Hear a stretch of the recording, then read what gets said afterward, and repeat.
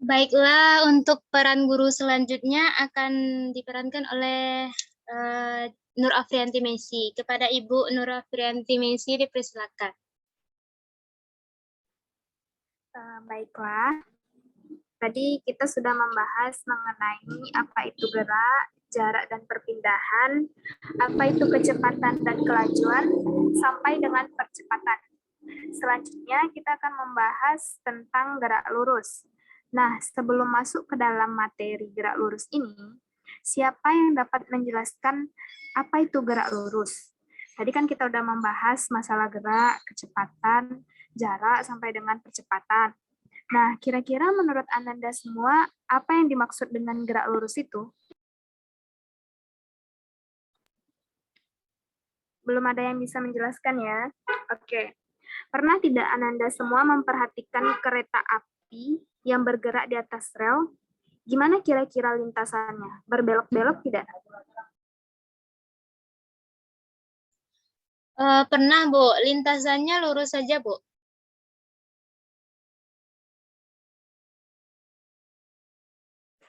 Ya, betul. Bahwasannya lintasan kereta api itu lurus.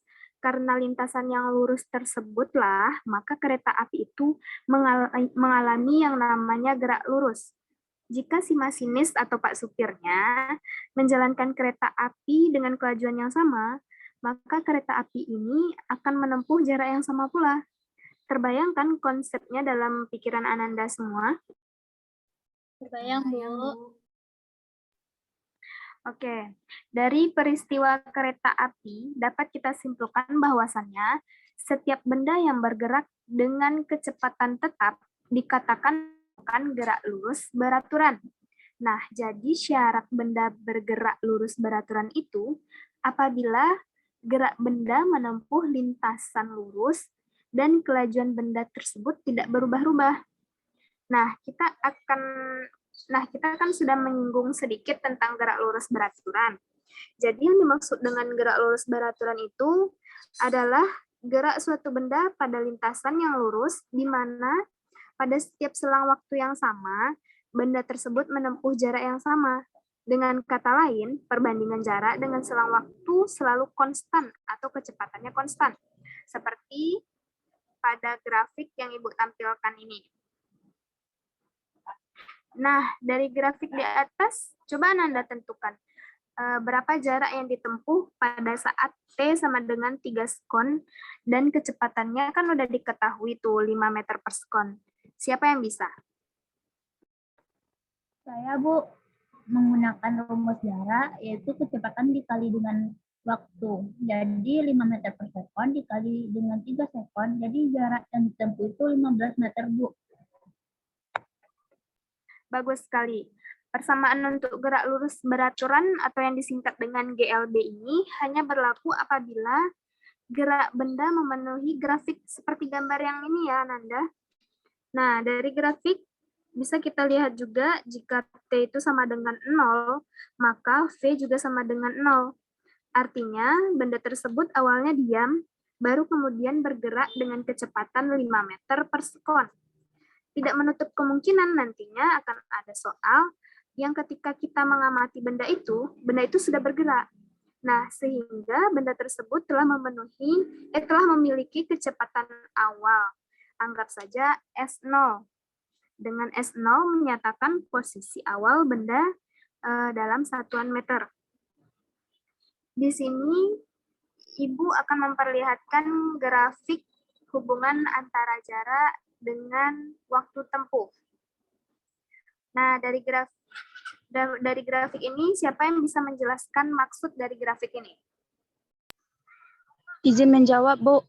Makin jauh jarak yang ditempuh, maka makin besar pula kecepatannya, Bu. Bagus, Ananda. Jadi sudah paham ya konsep-konsepnya. Sekarang Ibu akan mencoba menguji Ananda dengan soal ya. Dicatat soalnya ya, Ananda.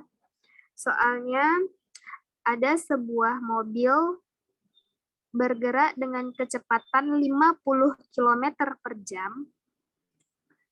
Kira-kira dalam waktu 10 sekon, berapa jarak yang bisa ditempuh mobil tersebut? 500 meter, Bu. Coba dijelaskan dari mana datangnya 500 meter itu sama Ananda?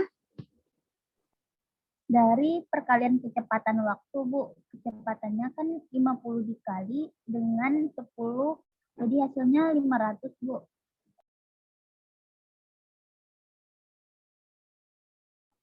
Gimana yang lain sependapat dengan jawaban Ramayani? Nah, jawaban Yani masih belum tepat ya. Ananda semua harus memperhatikan satuannya. Kecepatannya Ibu bilang tadi 50 km per jam, bukan 50 meter per sekon. Jadi harus dirubah dulu satuannya dalam satuan internasional. Maka V-nya itu sama dengan 50 km per jam sama dengan 50.000 meter dibagi dengan 3.600 kon. Diperolehlah kecepatannya 13,88 meter per sekon. Nah, baru kita bisa mencarinya dengan rumus yang Ramayani bilang tadi. F sama dengan V dikali T. Di mana V-nya atau kecepatannya 13,88 meter per sekon dikali dengan waktunya 10 sekon, maka didapatkan jarak yang ditempuh 138,8 meter. Gitu ya Ananda, harus diperhatikan satuannya. Setiap perhitungan harus mengikuti satuan internasional. Dari jawaban Ramayani tadi bisa juga sebenarnya, tapi di akhir harus dirubah dalam satuan internasional. Tapi lebih mudah lagi, diubah dulu satuannya, baru lakukan perhitungan. Oke, sampai di situ penjelasan dari Ibu. Materi selanjutnya dapat dijelaskan oleh Ibu Rani. Kepada Ibu Rani dipersilahkan.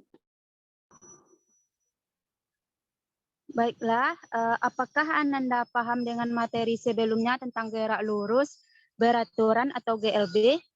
Kalau udah paham, kita lanjut dengan materi selanjutnya tentang gerak lurus berubah beraturan atau GLBB.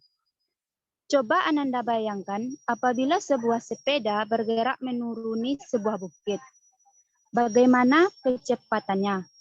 Atau pada peristiwa jatuh bebas, benda jatuh dari ketinggian tertentu di atas. Jadi gimana kecepatannya? Izin menjawab, Bu. Kalau sepeda menuruni sebuah bukit, kecepatannya akan bertambah besar. Begitu pula dengan peristiwa jatuh bebas. Benda jatuh dari ketinggian tertentu sehingga kecepatannya bertambah besar. Bagus sekali Ananda. Jadi peristiwa tersebut dinamakan gerak lurus berubah beraturan. Nah, siapa yang tahu apa itu GLBB?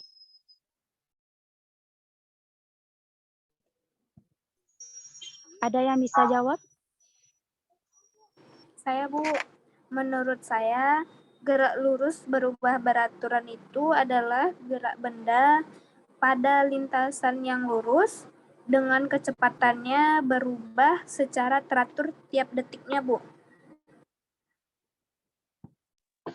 Bagus sekali Ananda Cici.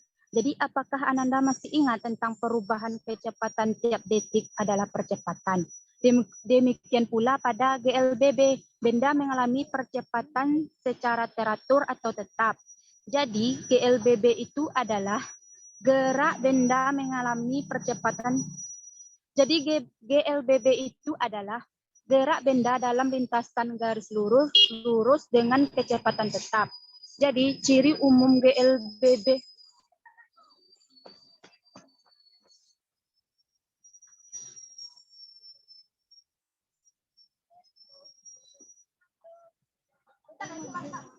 semakin lama semakin cepat. Dengan kata lain, gerak benda dipercepat. Namun demikian pula dengan GLBB juga berarti bahwa dari waktu ke waktu kecepatan benda berubah semakin lambat sehingga akhirnya berhenti. Dalam hal ini, benda mengalami perlambatan tetap. Dengan menggunakan istilah perlambatan untuk gerak benda diperlambat, kita tetap menamakannya percepatan, hanya saja nilainya negatif. Perlambatan sama dengan percepatan negatif.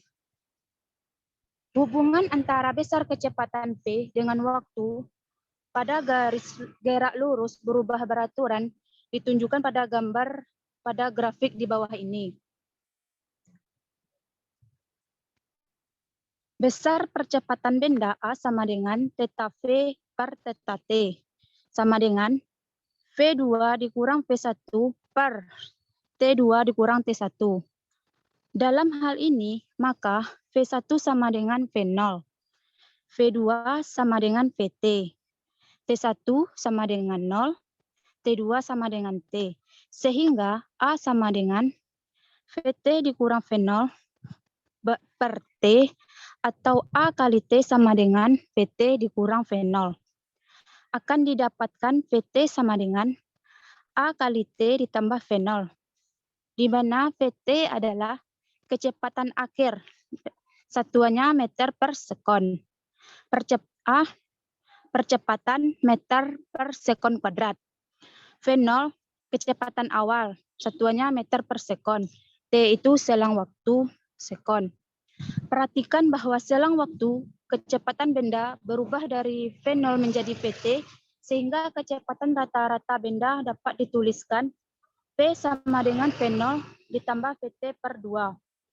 Karena VT sama dengan A kali T ditambah V0, maka V sama dengan V0 ditambah V0 ditambah A kali T per 2. Sama dengan 2 V0 ditambah A kali T per 2. Kita tahu bahwa kecepatan rata-rata, maka V sama dengan S per T. Maka S per T sama dengan 2 V0 per 2 atau A kali T per 2. Atau S sama dengan V0 dikali T ditambah setengah AT kuadrat. Bila dua persamaan GLBB kita gabungkan, maka akan didapatkan persamaan GLBB yang ketiga. S sama dengan V0 kali T ditambah setengah AT kuadrat. Di mana S sama dengan V0, VT dikurang V0 per A ditambah A per 2 dalam kurung VT dikurang V0 dikuadratkan per A kuadrat. S sama dengan VT kuadrat dikurang V0 kuadrat per 2A. 2AS sama dengan VT kuadrat dikurang V0 kuadrat. Jadi VT kuadrat sama dengan 2AS tambah V0 kuadrat. Apa Ananda paham apa yang Ibu sampaikan? Paham, Bu. Paham, Bu. Baiklah, Ibu akan memberikan satu buah contoh. Benda yang semula diam kemudian didorong sehingga bergerak dengan percepatan tetap 4 per sekon kuadrat. Berapakah besar kecepatan benda tersebut setelah bergerak 6 sekon? Siapa yang dapat menjawab pertanyaannya? Ya Bu, diketahui V0 sama dengan 0, A sama dengan 4 meter per sekon, dan T 6 sekon. Di mana yang ditanya itu adalah VT. Rumus VT yaitu V0 ditambah A kali T. Sama dengan nilai V0 yaitu 0 ditambah nilai A yaitu 4 meter per sekon kuadrat dikali T, nilai T yaitu 6 sekon. Jadi nilai VT yaitu 24 meter per sekon. Jawaban Rensi betul sekali. Jadi Ananda semua paham kan apa yang dijelaskan temannya. Kalau kurang jelas nanti ditanya lagi sama temannya ya Ananda.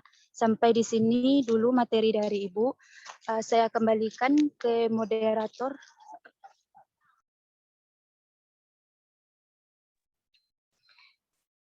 Baiklah Ananda semua, sampai di sini dulu pembelajaran kita hari ini. Semoga apa yang kita pelajari dapat dipahami dan bernilai ibadah. Terlebih dan kurangnya Ibu mohon maaf. Jangan lupa tugas yang Ibu berikan dikumpulkan minggu depan.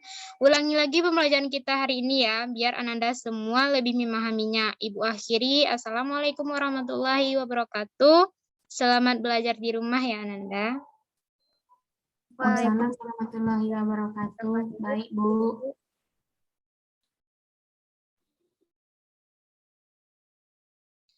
Baiklah, itulah penampilan dari skenario 3, yaitu peran-peran guru yang ditampilkan oleh kelompok 4. Terlebih dan kurangnya kami mohon maaf. Kami sudahi, wabillahi taufiq wal hidayah. Wassalamualaikum warahmatullahi wabarakatuh. Warahmatullahi wabarakatuh.